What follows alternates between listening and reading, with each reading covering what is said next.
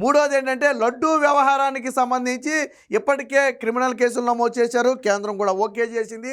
Lab రిపోర్ట్లు అని చెప్పి ఓకే అని చెప్పి నిజమేనని చెప్పి కేంద్రం కూడా ఒప్పుకుంది. దీని మీద జగన్మోహన్ రెడ్డి నోరు తెరవటం మానేశాడు. ఎంతవరకు కల్తీ జరగలేదు అంటున్నారు తప్ప జరిగిన కల్తీ గురించి మాట్లాడట్లేదు. పైగా ట్యాంకర్లు వెనక్కి పంపేశారు కదా అంటున్నారు. మరి ఆల్రెడీ వాడేసిన 4 ట్యాంకర్ల సంగతి ఏంటి?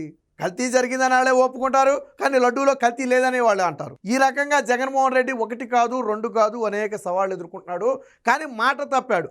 ఇచ్చిన మాట మీద జగన్మోహన్ రెడ్డి నిలబడలేకపోయాడు. కాలినడకన తిరుమల వెళతానని ప్రకటించిన జగన్మోహన్ రెడ్డి ఇప్పుడు నేను కాలినడకన వెళ్ళను అని చెప్పి ఇండైరెక్ట్గా చెప్తున్నాడు. ఇప్పుడు సోషల్ మీడియాలో వచ్చింది కదా, కాసేపు ఆగితే సాక్షిలో వచ్చేస్తుంది. సాక్షిలో ఇచ్చేస్తారు. ఏమని?